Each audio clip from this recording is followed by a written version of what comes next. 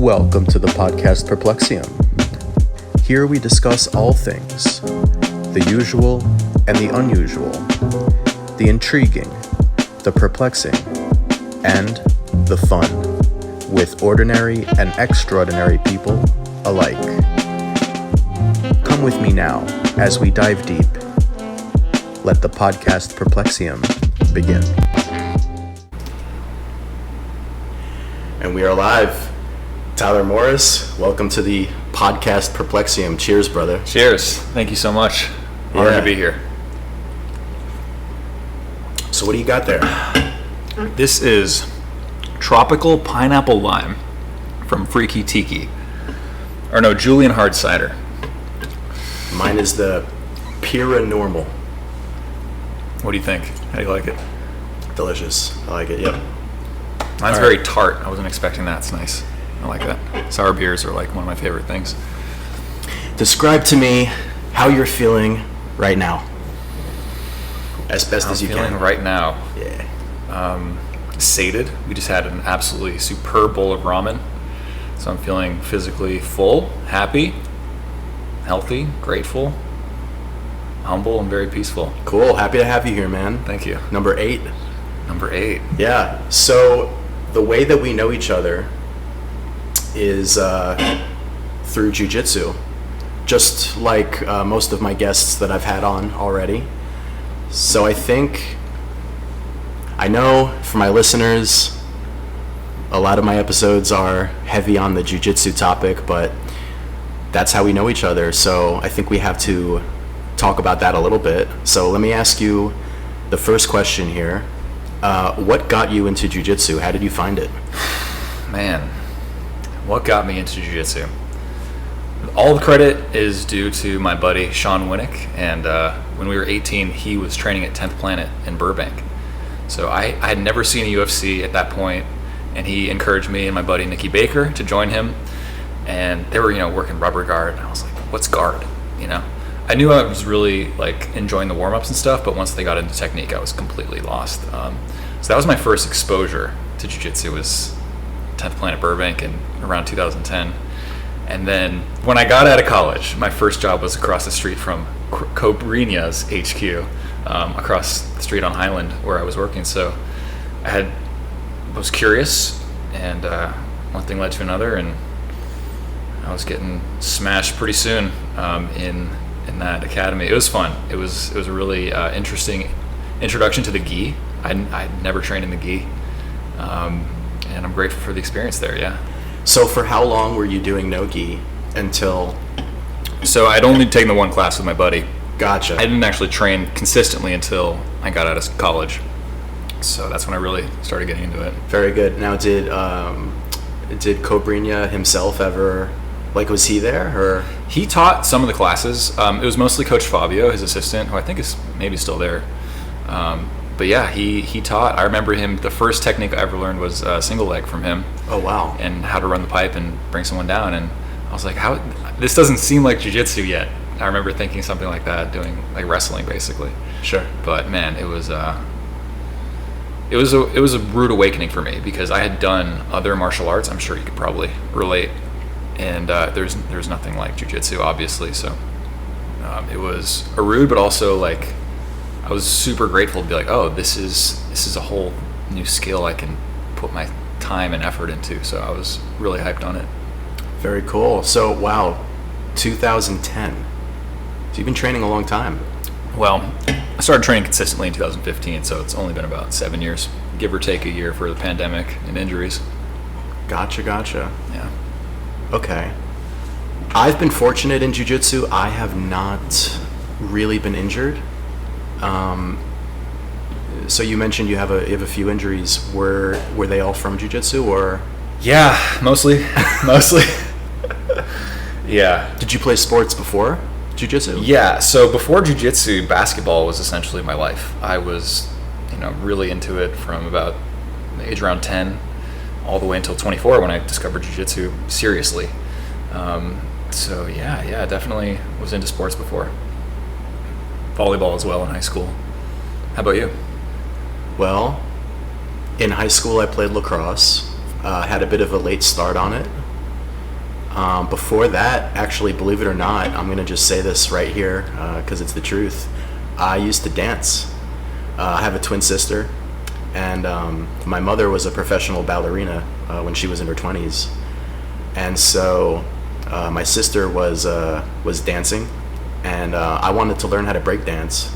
So when I was a kid, like when I was in middle school, I started to I was taking like hip hop, and then eventually I started to branch out into other styles, modern jazz, tap, and I did that for a while. But eventually, when I got into high school, I decided that I wanted to pick up a stick and start swinging it. So stopped dancing for a while, started to play lacrosse junior year of high school. So I had like a late start on it because growing up on Long Island, lacrosse was kind of like a religion. It's like a whole East Coast cultural phenomenon thing, right? Yeah. It's way different out there than it is here, I think. Yeah. So that's cool. A lot of the kids on the team, they had been playing since they were, some of them had a lacrosse stick in their crib. Wow. So it was very hard to get up to speed with the rest of the team. But I kind of fell in love with lacrosse, and I had a late start on it, and I continued to play even until college. Like I played on the club team where I went to college, but then after my sophomore year, that's when I discovered martial arts, and I did Muay Thai for 3 years, and then I found jiu-jitsu by going to that place where I was training Muay Thai. But yeah, I mean, growing up, my parents had me play all kinds of different sports. My parents kind of gave me everything. They didn't want me playing football because they didn't want me like ramming my head into people. Mm-hmm. But pretty much everything else, like tennis, baseball, anything we were interested in, like if we said we wanted to do it, they at least would let us try. It's cool. Yeah. Sound like open-minded. Yeah. Parents. But I would say though, like I started jiu-jitsu in 2015, and nothing ever really like hit me in terms of level of passion the same as jiu-jitsu. What do you think it is about jiu-jitsu that made it so different for you? I think it's two things. I think there's a spiritual element. 100%. Like it's cleansing. Mm-hmm. Like after you finish training, after you finish grappling with a bunch of other guys for an hour, mm-hmm. you get all of your aggression out of your system, and there's definitely like a zen-like quality to that post jiu-jitsu. Like, I kind of like what they do in yoga. Like they do like the savasana after, and they just like lay there. Mm-hmm. I think jiu-jitsu is so anabolic. There's so much I guess like explosiveness that when you get it all out of your system, after you go full anabolic, you have to go catabolic after. So I love that contrast. Interesting. Okay. And then there's also, of course, how cerebral it is. Like it's very much like a chess match, and I love the fact that it's knowledge based. Like mm-hmm. you have to use your mind. You don't necessarily need to be the strongest, most brutish man in the room. You have to kind of be the most cunning. Mm-hmm. Exactly. So I really love that. I love the chess game. Mm-hmm. The gamesmanship. That's one of the elements that like really spoke to me, was the gamesmanship. Being a lifelong video game nerd, it's just being able to level up techniques and sharpen your sword, so to speak, has really resonated with me too. That's another thing we have in common. A shared appreciation for a well-crafted, well-designed video game. Absolutely. I think we should get into that topic as well. Yeah, let's do it. Okay, how about this? Let's start with this one. On average, would you say do you think video games are good or bad for society on the whole? Good or bad for society on the whole? Yeah. Let's hear your thoughts. Wow. I would say the overall impact of games as a narrative, as a medium, as a way of expressing artistically oneself, is beneficial for society on the whole. It's not every game is Call of Duty. I think people look past that. There are some really good games that offer unique experiences that you can't get in other mediums. And like Outer Wilds is one that comes to mind, where it's really up to the player to discover the story for themselves. There's no, like in a lot of movies, the writers will hit you over the head with exposition, and they'll explain everything that's going on. They don't expect the viewer to like be intelligent enough to like comprehend what's going on. And I think games as a medium provide unique opportunities that others can't, that can really push like decision-making skills and improve all kinds of different, like not just reflexes, but I think it's a unique medium, and overall it's for the best. Definitely. Yeah. See, so like when I enjoy video games, for me I play story games. Okay. Like to me, like the way I enjoy them is I don't think all that different than the way people enjoy like reading a book, like a fictional storybook. Interesting. Like take for example, have you played the Red Dead Redemption games? Absolutely.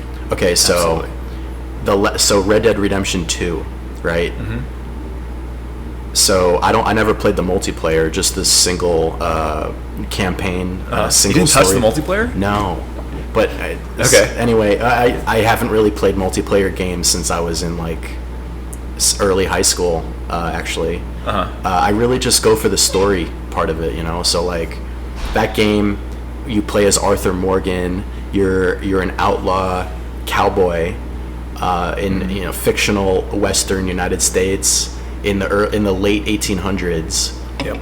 And you belong to this gang of outlaws, and there's a leader. His name's Dutch. Mm-hmm. And at first he's very beloved because he's leading this group of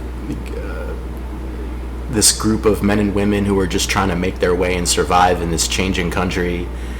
And he does a lot of good, but over time he starts kind of losing his mind, and Arthur has to question his loyalty to the gang. Yep. And you really go through the motions playing as Arthur. Like it's a role-playing game where it's like you're experiencing this fictional world as Arthur, but you can't help but kind of impose that on yourself and ask yourself the kinds of questions that he's asking himself as it's unfolding.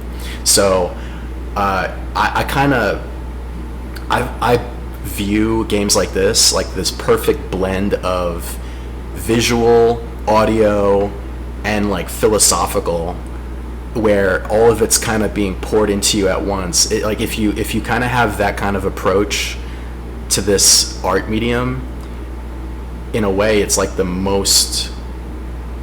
it's incredible. I think it's really like that. Like that's an example of a story, of an experience that anyone should experience if you have the means to. 100% agree. Yeah. 100%. I think Arthur Morgan is a unique protagonist. He might be the best protagonist in any medium, any story. I mean, it's literally that good, in my opinion, at least. Favorite game of all time? That's such a tough question, dude. It's like asking what your favorite band is. All right, but I'll try. Name a couple. All right. For me, I always got a shout out to Super Mario World, Super Nintendo Entertainment System. That was the first one that got me hooked. I think the art style still holds up. It has a timelessness to it that, you look at the PlayStation 1 games from the like 1995 era, they don't hold up. They don't look as good. Like they haven't aged as well as something like Super Mario World. Ocarina of Time, Legend of Zelda, of course. Mass Effect 2. I love Mass Effect. Probably, yeah. I mean, talk about narrative storytelling in games, and then giving the player agency to make sometimes questionable moral decisions. It pushes boundaries. I like games that push boundaries like that. That's why I mentioned Outer Wilds as well earlier. Red Dead 2. Honestly, it's in the conversation. One of the best games ever made. It's incredible. Yeah. I will say Undead Nightmare for Red Dead 1 is my favorite DLC. Very closely followed by Blood and Wine for Witcher 3. Yeah. They're like neck and neck, both superb DLCs. How about, have you played The Last of Us? I played Last of Us Part 1. I haven't played the second part. I heard it was very controversial. I watched some of the gameplay and I was like, I don't really want to spend the $60 on this, but have you? I have. The Last of Us Part 1 is in my top 5 of all time. Uh-huh. And Part 2, I agree. I hear all that. I think at some point you should commit to playing it. Okay. Definitely. Give it a shot. It's a long game, first of all. It's very long. Uh-huh. It puts you through a lot. Like, and that's the other thing. Some of these games, they will really get you to feel certain emotions. Yeah. You know? Dude, I cried in Last of Us Part 1. Oh, yeah. In that opening sequence. I'm not ashamed to admit I it. mean, spoiler alert for anyone who hasn't played it. This game came out, I don't know how many years ago. What, 2013? How long? It's been a long time. When his daughter dies. The way they do that scene, it's compelling. And then I actually went back and watched the show version of it and compared it side by side, and I still think the game actually does a more like emotionally compelling job. I mean, shout out to Pedro Pascal, the guy's a talented actor, but You know what? Naughty Dog is goated. They are so good. The developers over at PlayStation are so good at what they do. They deserve credit. At the time of this recording, there's a show on HBO. It's a rendition of, it's The Last of Us. Correct, yeah. But it's a TV show kind of adaptation from the video games. I only saw the first 2 episodes. But I only saw the first one too. Yeah, but it's still going on now. Mm-hmm. Yeah. All right, Tyler brought me a little gift. I did. Tyler, tell me about it. Sure. So this is, I 3D printed this for you. This is a fragmented head of a youth. It's from one of my favorite online repositories. There's a bunch of them on the internet, places you can go for object files. This one's from My Mini Factory's Scan the World section. Scan the World it is exactly what it sounds like. They scan objects from museums and places all over the world. And this fragmented head of a youth, I don't know, it's a unique form. I thought it was cool. And the technology I've been using recently introduced a new feature which allowed me to do this gap. So before I don't know if you can see, there's this gap in between the head and the base, which was a challenge to print because you can't print onto nothing, right? You need something underneath. If you think of it like a hot glue gun, you can't just like pour it onto nothing. So Prusa Slicer, without getting too into the nitty gritty here, really, really cool company out of the Czech Republic. They've introduced this feature called Organic Supports, and it allowed me to make this. So I figured, why not bring it on and give it to the old Mr. Fathoms. Very cool. Yeah, I love it. Thanks for the gift. Yeah, you bet. Okay, so you have this little side hobby of 3D printing. Yep. Do you have any like big goals or big aspirations with 3D printing that's on the horizon? Like for me personally, or the technology overall? Yeah, for you personally. Yeah, I mean, I love it. So it's something I want to continue to pursue. I would really like to experiment with metal alloys and not just, using plastic all the time. I think upgrading to a different type of material, whether it's ceramic or metal, is something I'm definitely interested in. But for the technology, I'm interested in how it's going to help humanity. So, for example, there's a construction project that just started in Kenya where they're building affordable housing using 3D printing technology. So they're literally printing structures for people to live in. And I think that's the type of perspective I'm more interested in pursuing down the line, is like, how can we help humanity? Not just make cool stuff, obviously, which is fun, but better the planet. Right. That is so cool. Thanks. So right now you're kind of in like the learning phase. You're making art and just kind of tinkering with how it all works. Yeah, doing a lot of experimenting, for sure, with different types of materials and objects and embroidering people's names and stuff on it like that. So cool. I'm so ignorant about the 3D printing world. I'm gonna have to I'll pick your brain deeper Probably offline because I have way too many questions to even just start now. Cool. Well, But, you're welcome to start now if you want. It's a perfect forum, but either way, it's all good. Happy to be the brain to pick. I mean, so I'm curious about the limitations of it. Sure. Right? Like, Yeah. is there anything that,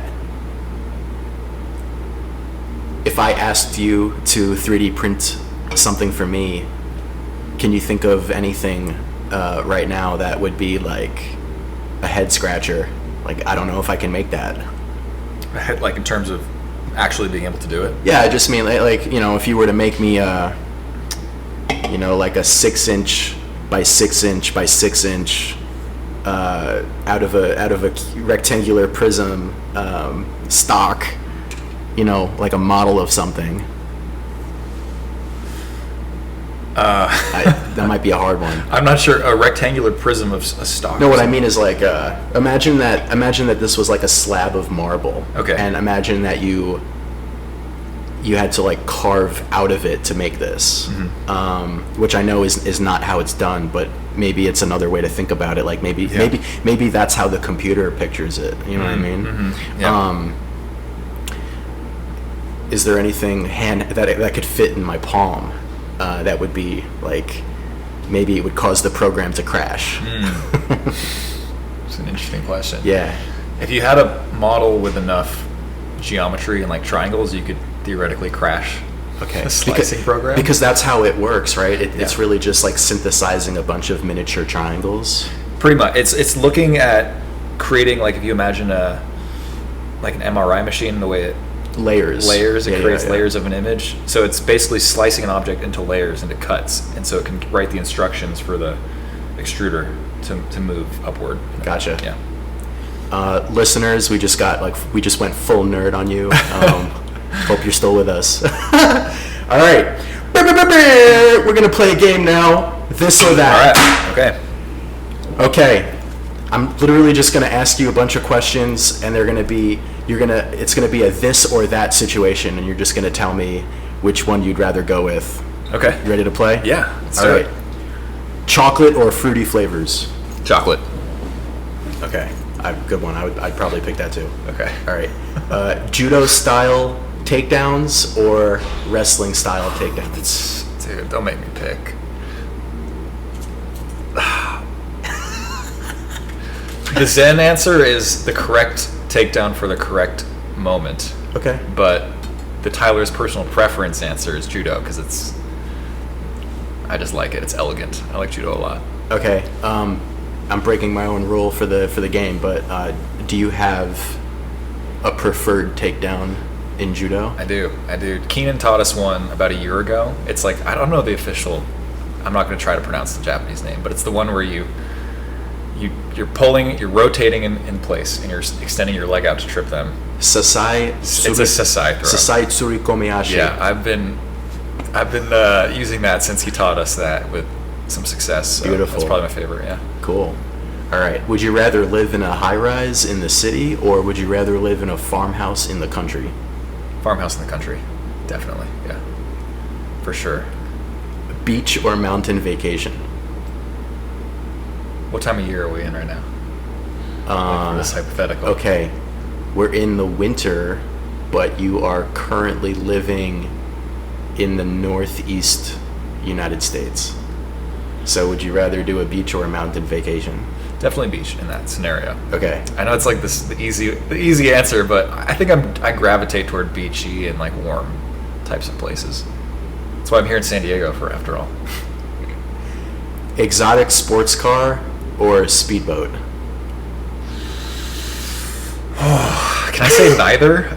I'm just not an expensive toy type of person. I'm such simple I respect tastes, that. If I have to pick, probably this fast car. Yeah. Okay, how about I'd probably go with the exotic sports car. Okay. Which one? Probably a Lamborghini. Yeah. Any particular model? I don't know the models that well, but I'd probably go with. Did you ever see Bruce Almighty? Yeah. You know the one that when he becomes God and he snaps his finger and turns the car, and it's like this white one. Uh-huh. That one. I'm not sure exactly which one, but I'm pretty sure I remember that scene. Yeah. What's the one? Do you know the one in Grand Theft Auto 5 where it's like? Yeah, they just call that car like the Ignacio or like. Yeah, it's like an Italian man's name. I forget exactly which one, but that's the one I want. Yeah. Yeah. Mine in GTA was like all green with like green neon it has like lights jet underneath. fuel propulsion in Yes, the back. yeah, the upgrade, like jet boost for sure. Mm. Got to go with the boost. Okay, would you rather live in feudal Japan or ancient Rome? Whoa. I would say feudal Japan because they treated people like ass in ancient Rome. So, not to say that there weren't people being treated like ass in feudal Japan, but practice jiu-jitsu. Okay, but not pancreation or whatever they were doing. Okay, well, hold on. What now? I didn't say like what kind of person you'd be. What if you were in ancient Rome and you were like, you know, King Julius or whatever? That sounds nice. But even then, like Marcus Aurelius, you know, had kind of a rough time and he was an emperor, right? Could I be a daimyo in Japan and have like a squad of samurai just like hanging out, watching my back? There you go. That's your answer. Perfect. Yeah.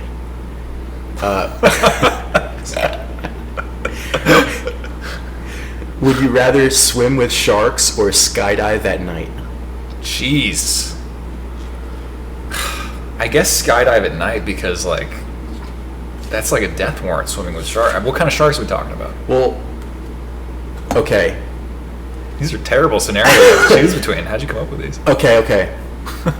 Swimming with the sharks, you're in a cage. Uh-huh. So you're protected. Uh-huh. Now, I'm not saying that there could be some great white that's like so powerful, and I don't know, maybe it could squeeze its way through the bars or like even potentially break it open, but I'm not guaranteeing that. It's possible. Uh-huh. No guarantees. All right, I'm just painting the scenario for you. Yeah, this is a bleak scenario, but I'm with you so far. And then the skydiving at night one. Uh-huh. Also, you know, you're safe. I'll even grant you that you're. I'll even grant you that you're kangaroo strapped to a professional. Okay. So he's gonna be the one to pull the parachute. Well, that's easy. I mean, I'm tandem. But the pro. But it's at night and he was drinking. Oh And even though he's drunk, he's still verbally he's super confident that he's got everything under control. It's just a matter of trusting him. Got it. And how long has this guy been teaching in tandem skydiving at night? He's a grizzled expert, but it's a small plane, and and you can smell the beer coming out of him. Wow, tough choices here. I'm going with Beer Man in the Sky only because of his experience. You know, sometimes when people get drunk, they get better at stuff. I want to tell you a story, just because it's like fresh on my mind. So I went skydiving. Was it at night? I went skydiving for my 21st birthday. First and only time I've ever done it. But you know, I said I'm turning 21. I like to think I'm a fairly responsible gentleman, so I didn't want to do anything crazy for my 21st. I didn't want to get like crazy drunk. You know what I mean? Like that. A lot of people, they turn 21 and all they want to do is like drink, right? And they don't remember. I didn't want to do that. I didn't want to do that. But I said I want to do something that's like memorable and like daring, right? Sure. So I said I'm going to jump out of a plane. Let me tell you something. If you ever go skydiving, spend the money. Don't go frugal. Okay. All right.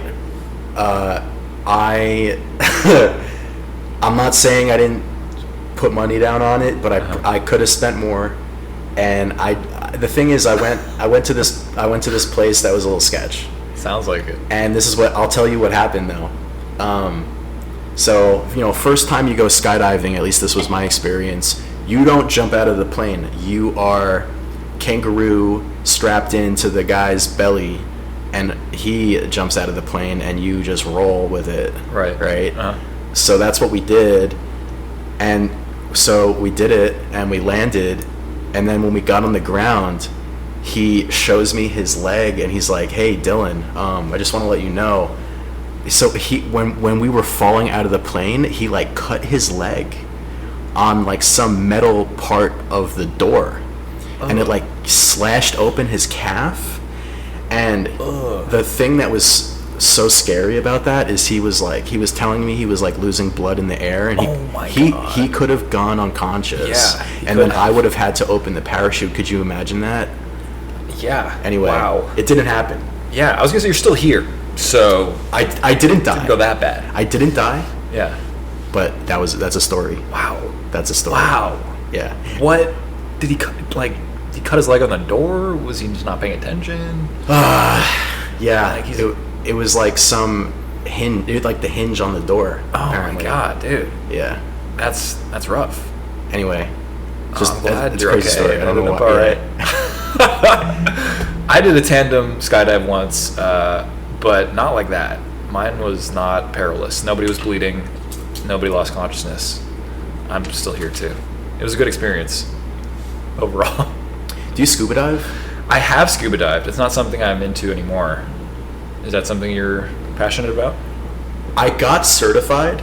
Okay. So I had to, obviously, when you get certified, I was certified under PADI, right? Sure. PADI. Yep. So you have to do it a bunch of times in order to get certified. I discovered after I got certified that it's really just not for me. Yeah. Why not? What happened? I prefer snorkeling. I just don't want to. I don't want my breathing to be like dependent on a tube, like under the fathoms of the ocean. Dylan Fathoms. 4,000 Dylan Fathoms deep under the sea. But I am certified, and I would do it again. I made a decision that it wasn't going to be like my hobby, you know? Sure. But I like to snorkel. Yeah. That's cool. Do you do that here, or do you like travel to do that? The only times I've done it has been in the like the Caribbean. Okay. Yeah, haven't done it here. Water's cold here. It's cold, man. It's been so cold lately too. I did not know. Nobody told me before I moved to San Diego that like the water is cold. Yeah. Yeah, dude. Get a wetsuit. Somebody should have told you to bring a wetsuit. Anyway, you survived the this or that game. Congratulations. Thank you. Yeah, that was fun. I enjoyed that. Just to give credit where it's due, I stole all those questions. Really? From there's a podcast I listen to called it's a jiu-jitsu podcast. It's the BJJ Fanatics podcast. You familiar with it? I know they have a podcast, but I'm not subscribed to that one. Is it any good? There's an episode. The episode that was just on was Kurt Osiander. I love Kurt Osiander. I'll listen for that guy. 100%. Sign me up. He's not. He had fallen on hard times recently. How's he doing now? Yeah. So he's never really gonna do jiu-jitsu like he used to. I'm sorry to hear that. But he's still gonna teach. Oh, good. And he's still a character and a half. Dude, his videos almost single-handedly like got me to continue like through the hard times in the white belt days. Like when I was like, why am I even doing this? You know, after my first really catastrophic injury on my finger, I was like, and then during recovery, I'm watching Kurt Osiander. I'm like, dude, this guy's awesome. I want to be like this guy when I grow up. Yeah, tons of character. I love that guy too. He's amazing. Yeah, and his teaching is phenomenal too. Yeah. So he was on the last episode, and he's been on that podcast more than any other guest. So the host of that podcast, his name is Ryan Ford. He does this thing with his guests. It's a game. It's called the Pummel, and it's just a series of questions like that. But the thing is, he's done that with Kurt like so many times. So he had to like come up with a new game, and he came out. He's like, we're gonna do this or that, and then he just like asked all these questions. So I literally just stole it from that episode, but I'm giving credit where it's due. I like it. Yeah, good stuff. That's great. Do you listen to any podcasts? Yes, definitely. My favorite is called Wizard and the Bruiser, WizBrew. They cover nerd topics, video games, movies, music. NPR's Up First I listen to every morning just to get a sense of what's going on in the world. Daily Zeitgeist, Behind the Bastards. I could go on. I love podcasts. What's your go-to pod these days? I do enjoy the Joe Rogan experience when he's got people on who I want to listen to. I like the Jocko Willink, the Jocko podcast. Jocko show for sure. His can get pretty heavy though. It can get heavy for sure. That's the thing. Like, yeah. I got to be in the right mindset for Jocko's podcast. Yep. Like, I listened to a couple about dating. Okay. Like just more geared towards how to be a better man.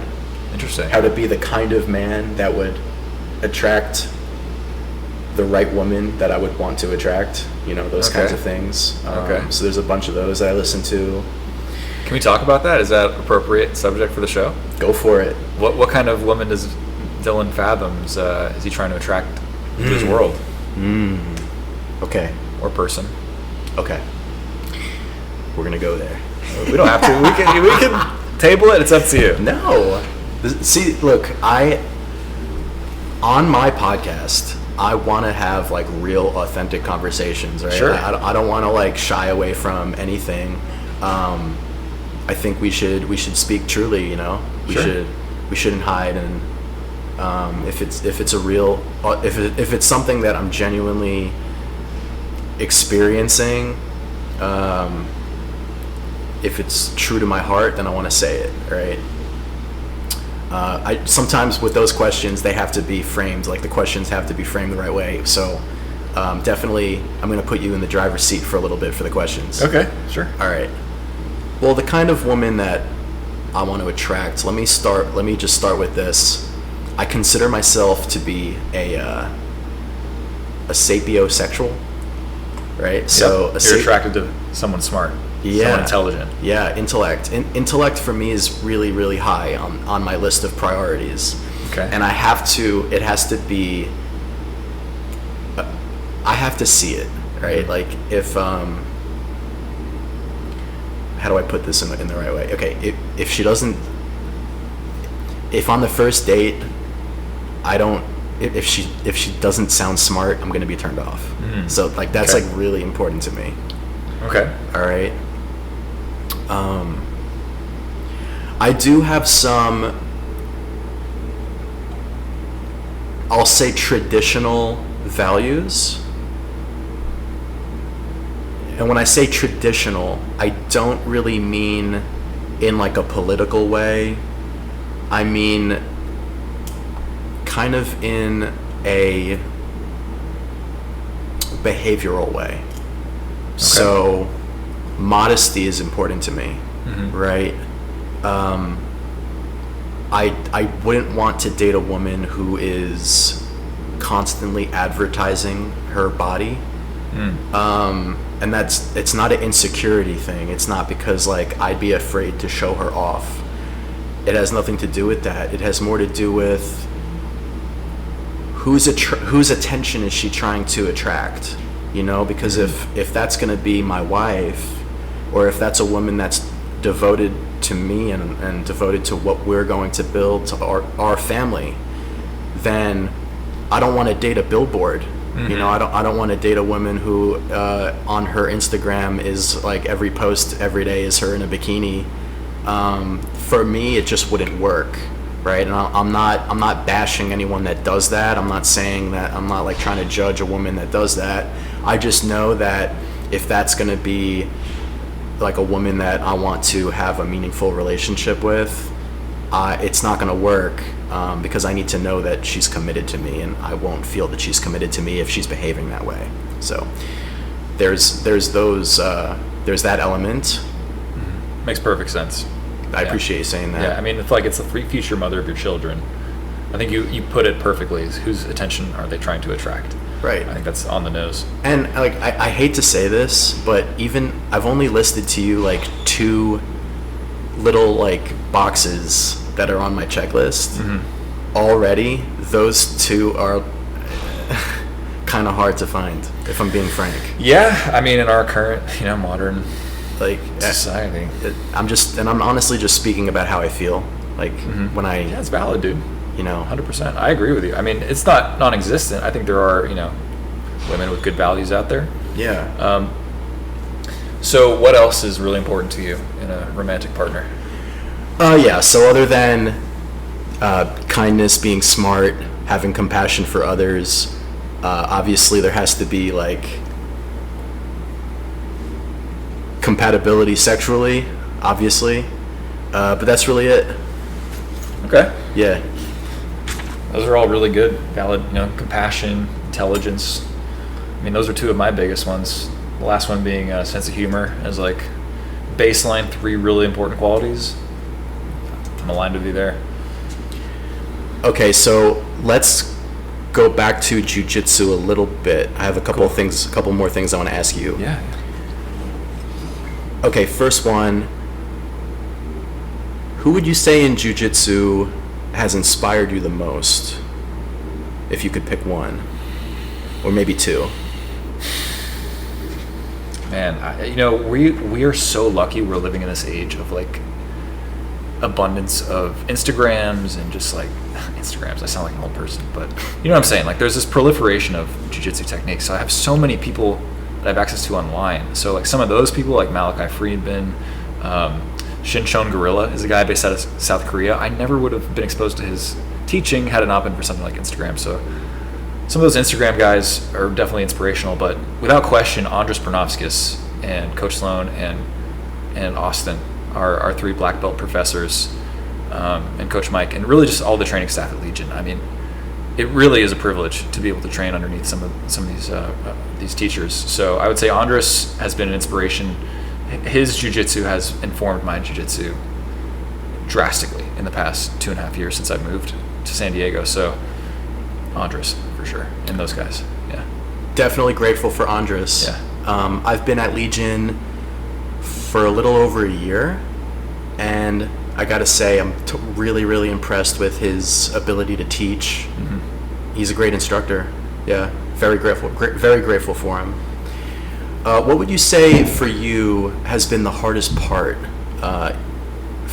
in your journey? Like, and this doesn't have to be, it doesn't even have to be like a physical aspect of jiu-jitsu. Just, now you're a purple belt, so you definitely have memories in your white and your blue belt phase. Yeah, definitely. What would you say might be the hardest part for you? I mean, it's interesting because jiu-jitsu is one of the hardest endeavors any human, I think, could undertake. There are fewer things that are as challenging mentally and physically as jiu-jitsu. So it's hard to pick like one aspect or facet that's been the hardest. Definitely injury comes to mind. Having to sit out and not participate when you love something so much has been hard. My most recent injury to my knee, I had to sit out for a couple months, and that was probably my most recent real challenge.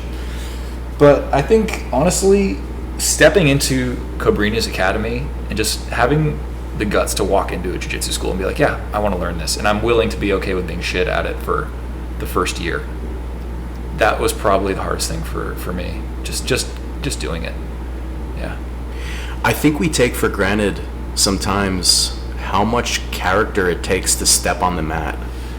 Like every day. Yeah, I mean, I don't want to sit here and enjoy the smell of our own farts, but you're right. I think it takes a certain amount of something. I don't know if it's character or something else, but... Were you terrified, like, your first day? I was scared, yeah, for sure. I mean, there were a lot of competitors in Cobrina's school, and it was intimidating as hell. That's why I have a lot of respect for the women who are in the sport, more than anything else. It's hard enough as a man to be able to walk in through those doors, but to be, physically less strong and all the other, connotations along with that, I have a lot of respect for the ladies in the sport who stick with it. Do you have any hidden talents?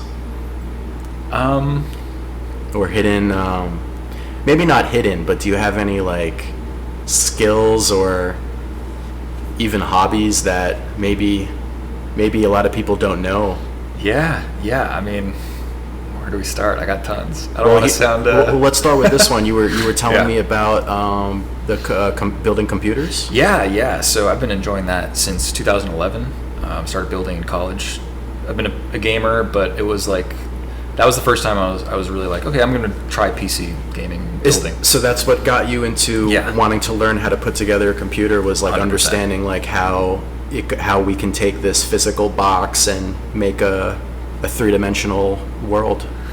Kind of, yeah. I mean, I really just wanted to play games at like I wanted to play Counter-Strike at the highest refresh rate possible in 2011, just as a competitive thing, because that's what I was into at the time when I was 20 or 21.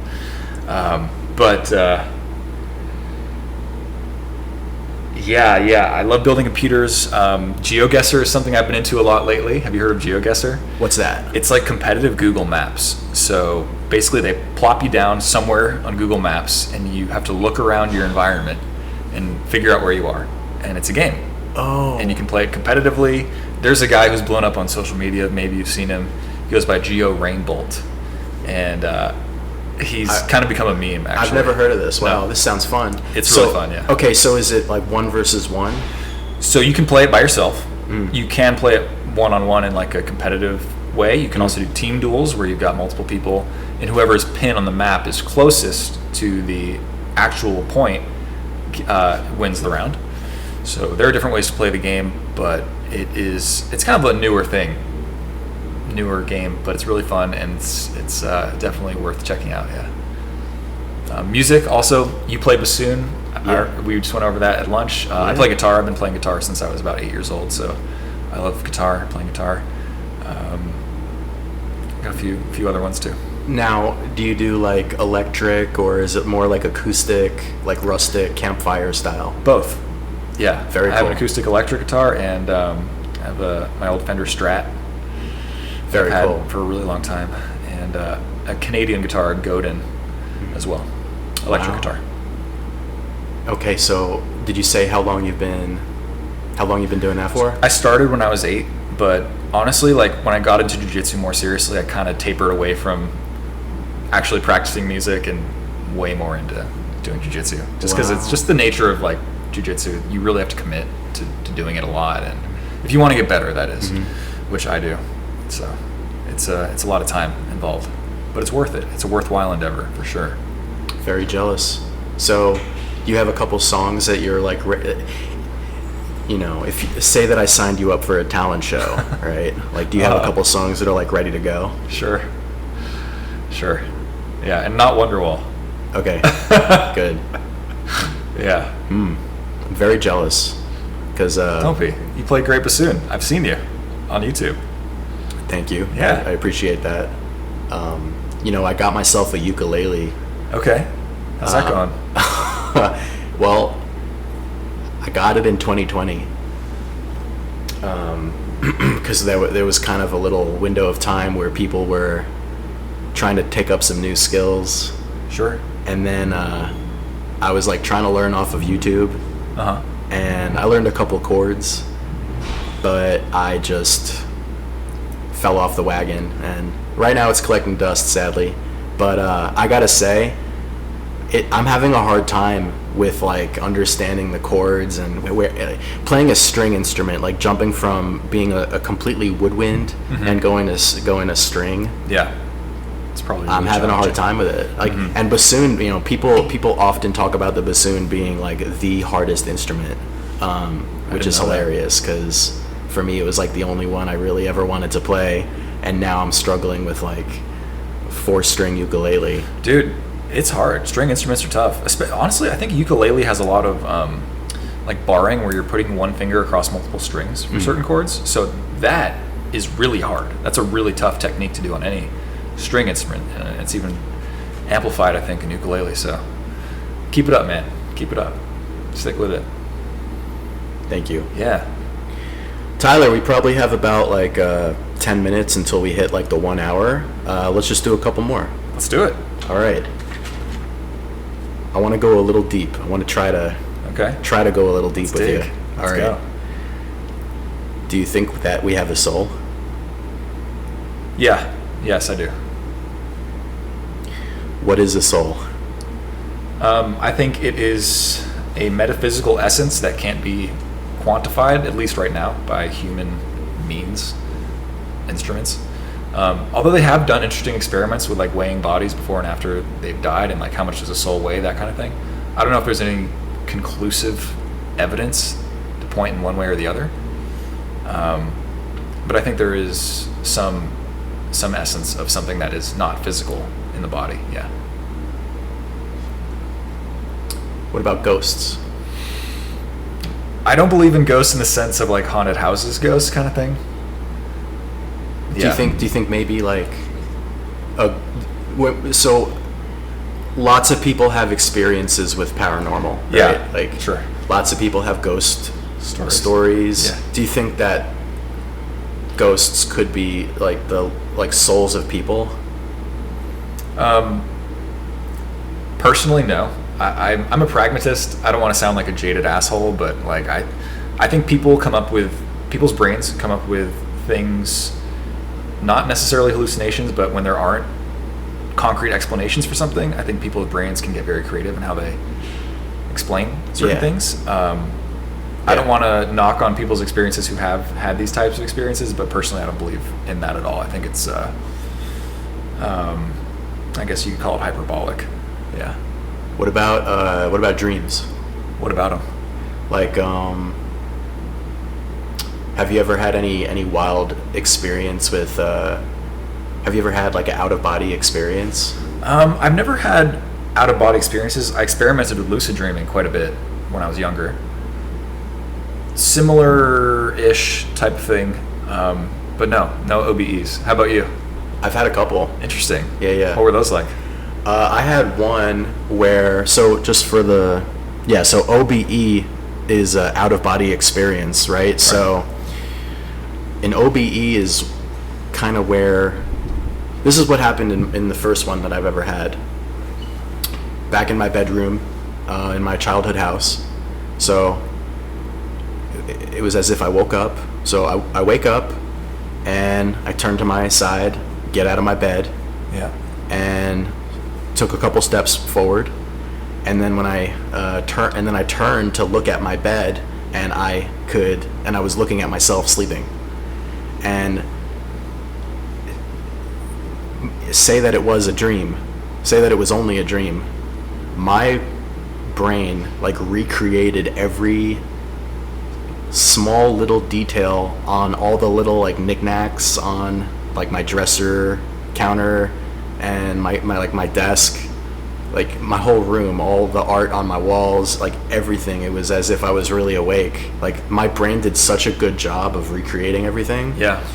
So that's why I don't think it was a dream. That's why I think it was actually like an out of body experience. Whoa. And how old were you when this happened? I think like 13. Okay.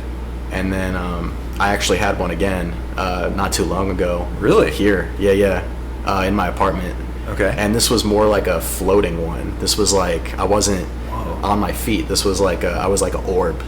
Okay. And this one was interesting because I went like through my window down to the ground floor outside, like over by that restaurant across the way.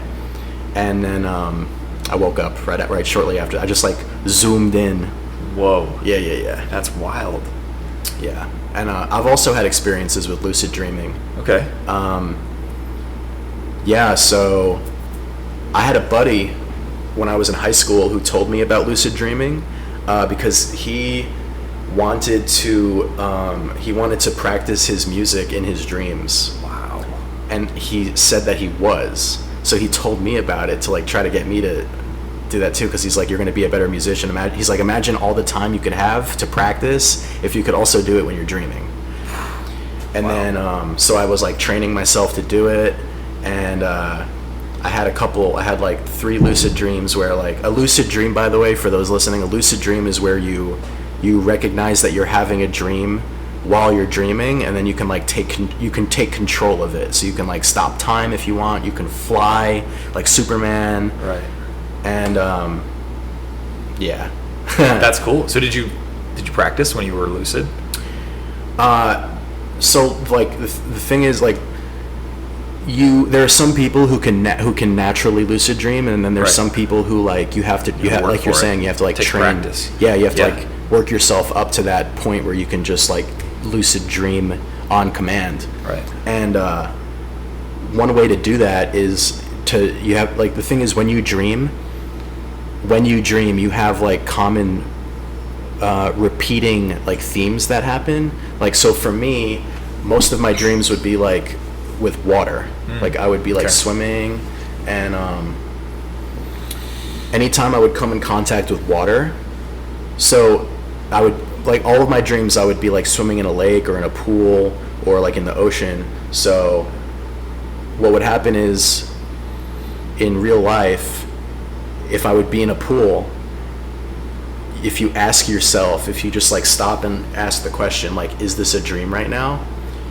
And then you follow it up with an answer, yes or no, then what eventually, if you do that enough times, when you have a dream, when you're in a pool, you might trigger that question in the dream. Does that make sense? Mm-hmm. Yep. So that's what happened. I had a dream where I was like in a swimming pool, and while I was in the pool, I did a reality check, and I'm like, is this a dream? And then I think I like looked at my hand, and my fingers were like blurred together, because when you dream, like your brain doesn't always like get all the small details. Dude, you know what just came to me right now? Both in dreams, because that's right. I learned that your hands are all messed up in dreams, and that's a great way to consistently reality check. Artificial intelligence, we haven't touched on it all yet this conversation, but it's something that's very topical right now. Also has a really hard time drawing hands. I just made that connection. What do you think there's any connection there? Any parallels? I just thought that was interesting right now. Yeah, I think that's exactly what's going on. Because like computers are making art by numbers, right? Yeah. Like to a computer, it's all just a series of digits, right? Right. I believe that our brains are actually kind of like working a similar way. Mm-hmm. And I know the first AI art experiments were called, it was like a dreamscape, like that's what they named it. So, mm-hmm. And there was a whole like research article about how the way that the AI art is being generated is similar, because it's like neural networks, right? It's like modeled like it's supposed to be after like the neurons in our brains. I think there's something there. Interesting. Yeah. Maybe we could come back to that point in another podcast in the future and see like how far along AI is with drawing hands. Definitely. Well, Tyler, I think we're coming up on an hour. I know that we both gotta run after this, but is there anything pressing on your mind while you have the opportunity to, while we're on the podcast? Any questions or anything that we didn't touch on? At the moment, I'm really happy about how great this beer was and how much fun this conversation was. So, dude, hey, I just want to express my gratitude and thank you for having me on the show. Thank you so much for coming on. It was fun. It's been a pleasure. And thanks for wearing the Rugrats shirt. I like that one, dude. Os to Rugrats. Yeah. And looking forward to the next one, dude. Oos, brother. Os. All right.